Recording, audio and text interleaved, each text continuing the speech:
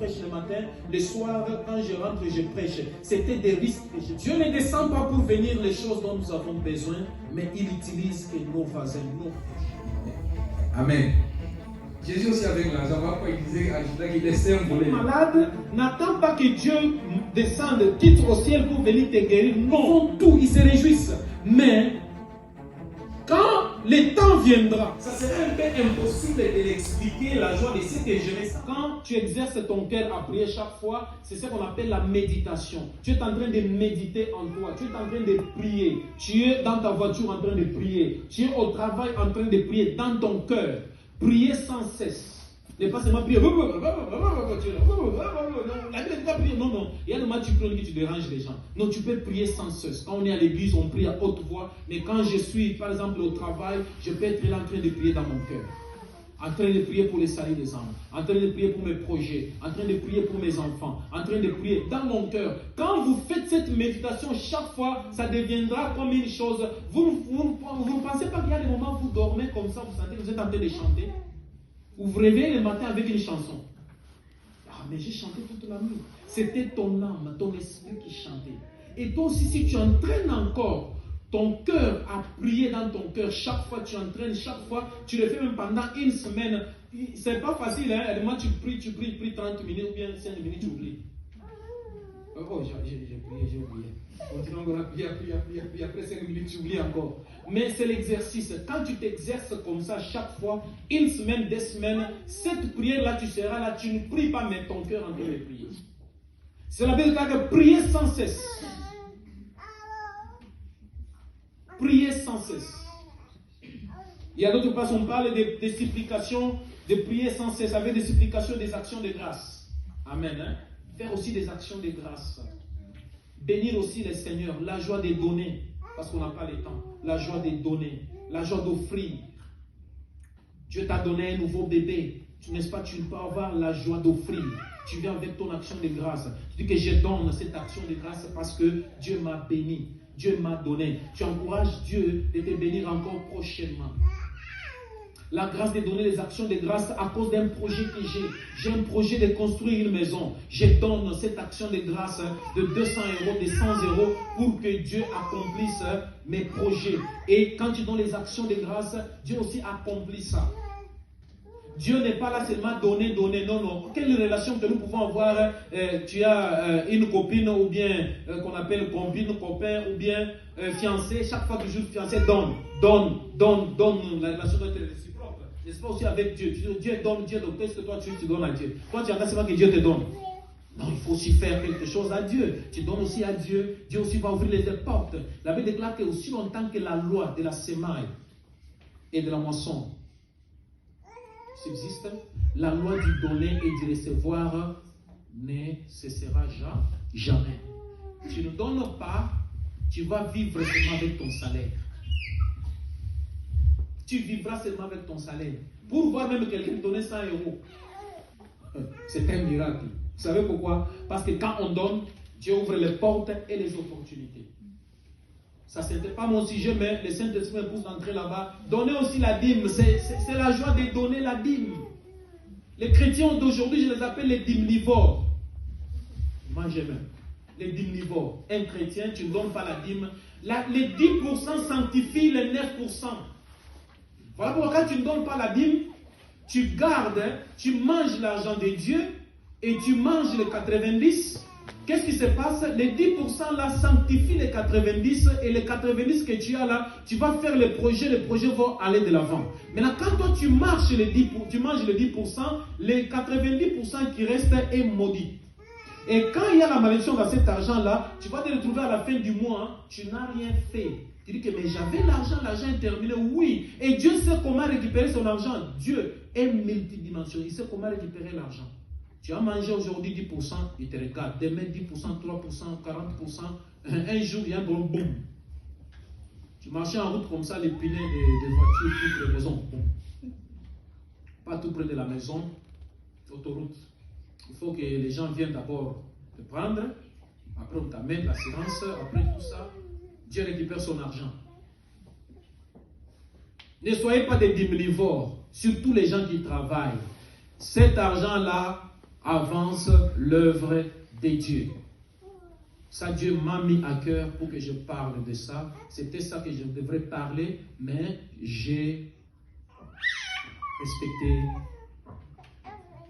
la joie. Mais j'avais préparé ce message hier, mais cette nuit ici, Dieu me parlait que je parle ça. Je passe seulement en passant la joie de donner la dîme et les offrandes. Dieu n'est pas un Dieu de donner les coins, on appelle ça comment? Des pièces. Quelqu'un qui vient avec 20 centimes, 30 centimes.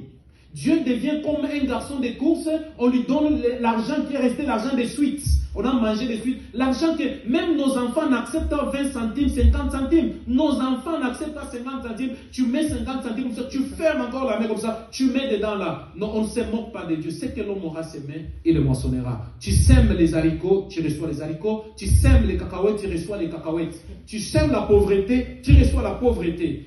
Comment tu vas prendre 20 centimes, tu mets dans les paniers d'offrande? Mieux vaut ne pas même pas donner. Nous devons arriver à un niveau de savoir comment servir Dieu avec nos biens. La joie de servir Dieu avec nos biens. Comme ça, pourquoi tu fermes la main? Pour que les gens ne voient pas. Maintenant, pour donner aux gens, les travail commence à ouvrir. Mais bien, prends bien la note, mets ça dedans, comme ça, très bien que les gens voient ça. Donne l'offre.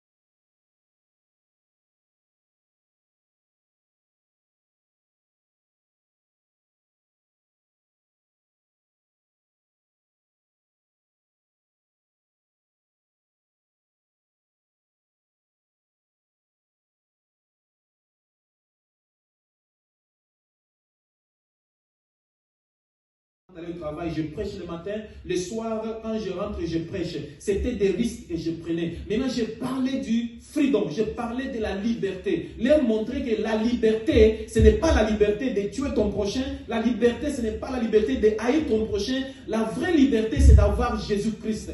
Et ma femme me disait, mais quand tu parles de choses là, tu n'as même pas peur. J'ai dit, non, je n'ai pas peur. Mais c'est que je sais que Christ est en train de me protéger.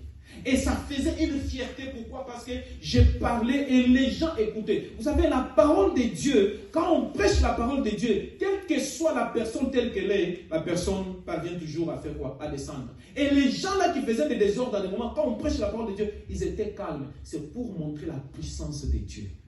Dieu abaisse tout raisonnement. Dieu abaisse toute puissance. Ça, c'est la joie d'être sauvé. Pourquoi? Parce que nos péchés, Dieu a oublié nos péchés. Et nous sommes libres. N'est-ce pas? On peut aussi aller dehors, aller prêcher la bonne nouvelle pour que les gens soient libres. N'est-ce pas? On peut faire ça. Je me souviens en 1988, ma première prédication que j'ai prêchée à l'église, j'étais encore petit. C'était les semaines.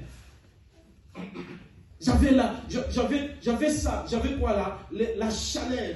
Je voulais prêcher, je voulais évangéliser. Et je prêchais sur ça. Quel que soit, je n'ai même pas bien prêché, mais jusqu'à aujourd'hui, je n'ai pas oublié ça. C'était ma première prédication sur les semaines. Et c'était très bon. Est-ce qu'aujourd'hui, les enfants, les jeunes gens de 13 ans, de 14 ans, de 15 ans, est-ce qu'il n'y a pas moyen de sortir, aller évangéliser? Ou bien évangéliser les gens qui sont tout près de vous. Et le diable s'est organisé d'une façon que nous sommes dans le monde où on dit que la liberté, tu respectes la religion de l'autre, tu respectes l'autre, mais ne parle pas à l'autre, ne force pas à l'autre. Non, ça sont des barrières que le diable a mis. Mais nous aussi, nous avons des stratégies. Tu ne peux pas aller seulement dire que non, est-ce que Jésus a fait comme ça? Non. Il y a des gens qui ont des problèmes, des difficultés. Tu dis que bon, je vais te donner la solution. J'ai une solution pour toi. Quand quelqu'un est dans le problème, dès que tu dis que j'ai une solution pour toi, il va toujours se tourner pour savoir quelle solution que tu as. Et immédiatement, tu parles que la solution, c'est Jésus. Il y a beaucoup de façons de prêcher la bonne nouvelle pour tuer les gens vers Christ. Il y a beaucoup de musulmans aujourd'hui. On partageait le vendredi. On a dit que les musulmans croient que ce sont eux qui attirent les gens. Or, il y a beaucoup de musulmans qui sont en train de se convertir à cause des réseaux sociaux. Voilà pourquoi j'ai dit à ma fille que chaque fois quand tu as l'occasion dans les réseaux sociaux, parle de la part de Christ.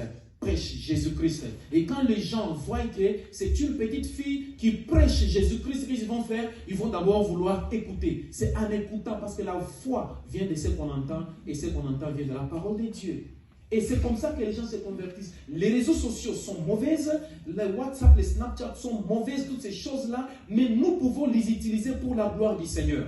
Si l'ennemi a utilisé ces plateformes pour détruire nos enfants ou pour nous distraire, mais nous devons aussi les utiliser pour gagner les âmes. Parce qu'aujourd'hui, les gens qui ont fait les réseaux sociaux, ils ne parviennent pas à les contrôler parce que toutes les informations, même les secrets d'État sortent à cause des réseaux sociaux. Il n'y a pas moyen qu'ils changent ça. Mais nous devons aussi profiter de ça pour utiliser ça pour la gloire. Ça serait un peu impossible de l'expliquer, la joie de ce que je ressens, parce que lui n'a pas les moyens de payer cette chose-là. Mais si moi je l'ai reçu gratuitement, j'aurai aussi la joie de lui communiquer, lui dire que viens, tu vas aussi avoir gratuitement.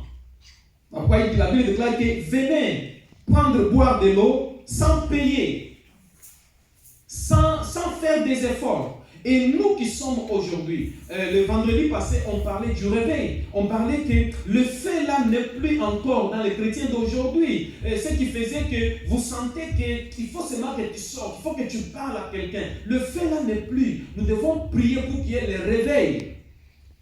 Nous devons être parmi les gens qui créent des fêtes au ciel. Parce que la Bible déclare que si un homme se répand, il y a de la joie dans le ciel. Il y a une fête au ciel. C'est-à-dire que quand tu prêches la bonne nouvelle à quelqu'un, il reçoit Christ, tu crées une fête au ciel. Les anges sont dans la joie, Dieu est dans la joie, Jésus est dans la joie. Immédiatement, quand tu crées toutes les fêtes ou bien toutes les occasions qui ont été meilleures dans ta vie, que tu as célébrées durant toute ta vie, tu ne les oublies pas. Tu te souviens. Oh, à ce temps-là, quand on était encore jeune, l'autre fois, Jean me disait, quand il était avec Régine, les temps-là, avec leur caravane, vous voyez, voilà. C'est toutes les joies de la vie, vous n'allez pas les oublier. Et Dieu ne vous oubliera pas à cause de ce que vous êtes en train de faire. Vous faites la joie de Dieu. Quand tu sauves les âmes, tu fais la joie de Dieu. Sauver les âmes, ce n'est pas seulement aller prêcher. Tu peux aussi prendre le temps de prier chaque fois pour les salut des âmes. Et quand tu pries, parce que ce n'est pas tout le monde qui est évangéliste, ce n'est pas tout le monde qui est pasteur, mais toi tu peux prier aussi dans ta maison, dire que Seigneur sauve les âmes. Souviens-toi de ceux-là qui sont dans les ténèbres. Et immédiatement, ta prière à toi va faire que partout où il y a des églises où on prêche le vrai Dieu, partout où il y a des croisades, partout où il y a des séminaires, des campagnes d'évangélisation, ta prière à toi va faire que les gens viennent à Christ. Nous tous, nous travaillons ensemble. La distance n'est pas une barrière. Vous pouvez prier aujourd'hui ici, mais les gens qui sont en Afghanistan, ils sont sauvés. Vous pouvez prier aujourd'hui ici, les gens qui sont par exemple en Inde, ils sont sauvés à cause de nos prières. Voilà pourquoi l'apôtre Paul dit que priez toujours sans cesse. Amen. Et cette joie-là, quand j'ai la joie d'être sauvé, moi-même je me sens que je les salue. Mais quand toi tu dis que tu es chrétien, tu n'as pas la confiance en toi que tu es sauvé, sache que tu passes ton temps pour rien. Le fait de venir à l'église ne veut pas dire que tu es sauvé. Parce qu'il y a beaucoup d'églises, même le diable aussi connaît la Bible bien. Le diable a dit à Jésus, il est écrit, Jésus a dit, il est aussi écrit. Le diable a dit, il est écrit, Jésus a dit qu'il est aussi écrit. C'est-à-dire que ce n'est pas parce que tu viens à l'église chaque fois que tu es sauvé. Et tu ne peux même pas tromper ta conscience. Chaque personne connaît s'il est sauvé, si elle est sauvée ou pas. Toi-même, tu connais. Mais cela ne veut pas dire que nous ne rencontrons pas de problèmes. Cela ne veut pas dire que nous ne nous fâchons pas. Cela ne veut pas dire que nous aurons par exemple des arguments avec des gens. Mais quels que soient les arguments que nous aurons avec les gens, quels que soient les problèmes, la Bible déclare, recherchez la paix avec tous et la sanctification sans laquelle personne ne verra les Seigneurs. Si je vois qu'une personne est un problème pour ma vie, je cherche la paix avec lui, mais je l'évite. Mais néanmoins, je suis en paix avec vous. Amen. Et cette joie ici pousse les gens à aller prêcher la bonne nouvelle. Je me souviens une fois en Afrique du Sud avec mon épouse, on est allé prêcher la bonne nouvelle dans les quartiers on appelle quoi là, des Sud-Africains. Vous savez, il y a des quartiers au moins différents. Il y a les quartiers des gens qu'on appelle des Kalades. Les Kalades sont des Milâtres. Les quartiers des Milâtres, les quartiers des Noirs et les quartiers des Blancs. Maintenant, ils ont divisé comme ça pour dire que toi tu es grand, que celui-ci tu es grand, que celui-ci. Maintenant, les gens là qui en pâtissent toutes sortes d'injustices sont des Noirs. Pourquoi? Parce que leurs quartiers ils sont pauvres, ils ont beaucoup de choses. Maintenant, quand nous sommes allés avec mon épouse aller prêcher quelque part, les prêchant la bonne nouvelle, et ils disent que vous venez nous prêcher l'évangile de Blanc, et les Blancs qui sont en train de nous faire souffrir. Et maintenant, ils ont la haine de Blanc. Pourquoi? Ils ont divisé. Ils ont divisé, vous êtes en dessous les autres et les autres. Et ces sentiments-là se retrouvaient parmi tout le monde. Mais quand on venait pour aller prêcher la bonne nouvelle, c'est comme si on venait leur amener l'évangile de Blanc. Et le Messie est arrivé, nous a trouvés dans sa maison avec sa femme, on est en train de prêcher. On prêche, il entre dans la maison, il sort. Il est parti. Il rentre encore, tout taximène qui se respecte en Afrique du Sud, il a quand même un pistolet dans la maison. Il est entré, il a dit que, attends, je vais vous montrer, il allait prendre des pistolets. Et moi et ma femme, on est sortis, on a couru. Heureusement, on avait les véhicules, on s'est jeté dans les véhicules, on est parti. Ça sont des risques de l'évangile, mais quel que soit, on a eu la souffrance, mais on était dans la joie. Pourquoi? Parce que nous avons accompli la parole de Dieu. La Bible déclare qu'on vous haïra à cause de moi. C'était la parole de Dieu qui s'accomplit. Dieu ne descend pas pour venir les choses dont nous avons besoin, mais il utilise que nos voisins, nos prochains. Voilà pourquoi nous sommes ensemble, nous devons être en bonne et due forme et être en paix avec tous. Et je vais parler encore de la joie du Saint-Esprit. Cette joie ne se limite pas seulement au moyen du salut ou bien à la protection. Elle est la joie qui est donnée à partir du Saint-Esprit. Parce que quand on est rempli du Saint-Esprit, et cette joie-là nous pousse à être dans la joie. Nous allons lire d'abord Romains chapitre 14, verset 17. Romains 14, 17.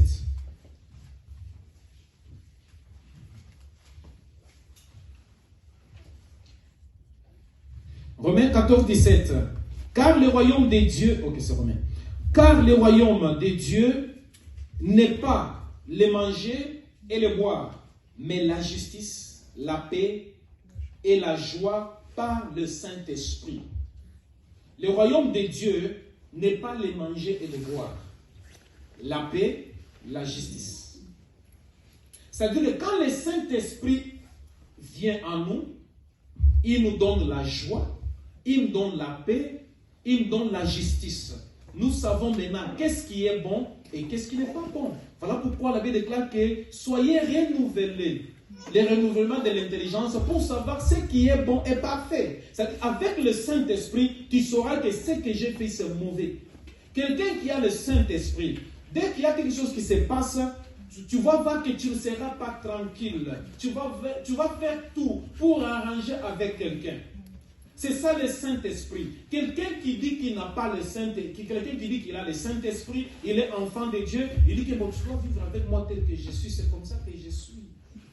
Il faut toujours me comprendre que non. Quand tu as le Saint-Esprit, quand tu as Christ en toi, tu deviens une nouvelle créature. Tu dois changer. Même la façon dont nous parlons avec les gens. Tu ne vas pas dire que non, tel que je suis, tel que je suis. Tu joues avec moi. Quand je me souviens, quand j'étais encore boxeur, non, tu n'es pas encore converti. Tu n'es pas encore mort, tu t'es évanoui seulement. Il y a des chrétiens qui se sont seulement évanouis, ils ne sont pas morts. Et quand tu les touches, tu dis que tu vais te montrer maintenant, tu n'es pas un chrétien.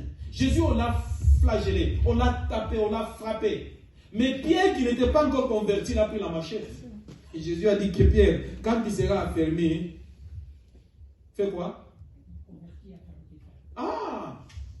C'est-à-dire que ce n'est pas dire que parce que tu viens à l'église, tu es déjà converti. Non, il y a des gens qui sont convertis, mais ils sont encore des païens, ils ne sont pas encore affermis. Ils sont là. Il dit que non, moi je suis en paix avec sélection, en paix avec moi. Quand tu me provoques, tu me trouves. Non. Quand tu es chrétien, tu dois changer. Et les changements là ne viennent pas du coup. Les changements viennent petit à petit quand tu écoutes la parole de Dieu. Sois aussi quelqu'un qui change. L'inchangeable, c'est Dieu. Mais aujourd'hui, nous avons les inchangeables à l'église. Lui, il est inchangeable. Qui est malade, n'attends pas que Dieu descende, quitte au ciel pour venir te guérir. Non. Il t'a dit que ceux-là qui auront crié en mon nom, ils chasseront les démons, ils imposeront les mains aux malades et les malades seront guéris. C'est là qui auront crié en mon nom. C'est-à-dire que toi aussi, comme tu as crié au nom de Jésus, tu as crié en son nom, tu as aussi le pouvoir de parler, que toi, maladie, au nom de Jésus, sors de ma vie. C'est une bénédiction que Dieu t'a donnée, que tu dois parler. N'attends pas que Dieu descende au ciel, il ne viendra pas.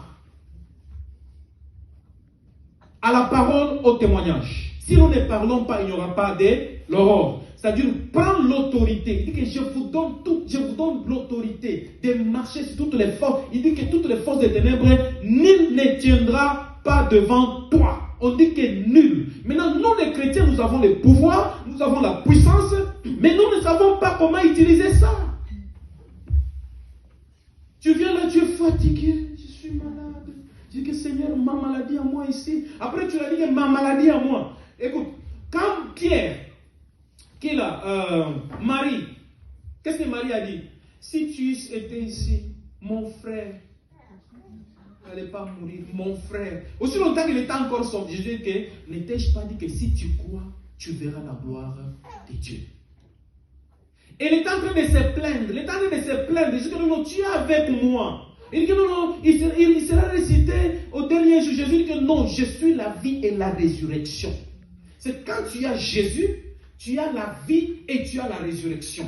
C'est quand tu as Jésus, tu as les miracles. Quand tu as Jésus, tu as la guérison. Quand tu as Jésus, tu as la paix. Quand tu as Jésus, tu as les opportunités. Quand tu as les Jésus, tu as la bénédiction.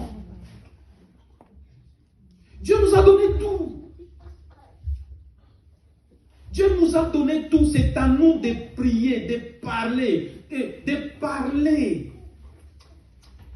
Seigneur, tu ne m'as pas créé pour que j'ai cette maladie. Au nom de Jésus, je te condamne toi maladie dans le nom de Jésus. Sors de mon corps, sors dans mes muscles, sors dans mes os, sors dans toutes choses. Tu parles, que ce soit dans ton cerveau, que ce soit dans tes os, que ce soit dans ton sang, que ce soit partout. Que je déclare au nom de Jésus, la Bible déclare que je sois en bonne santé. Tu seras en bonne santé.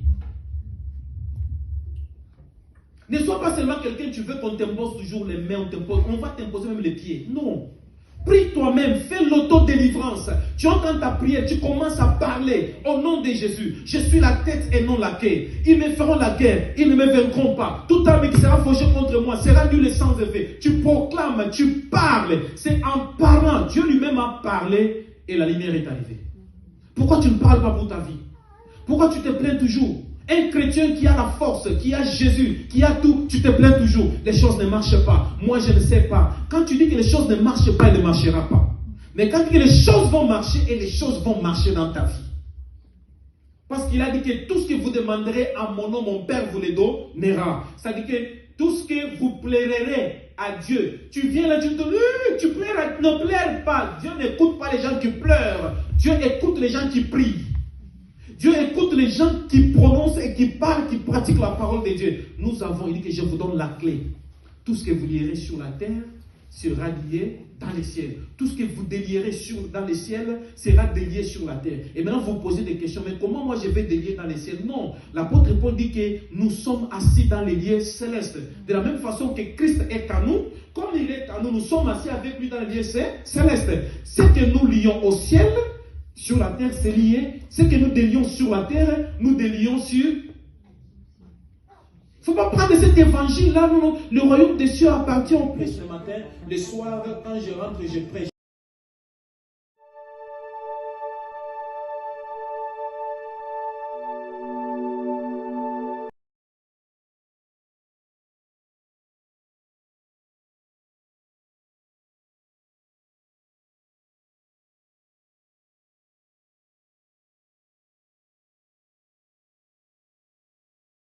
Plus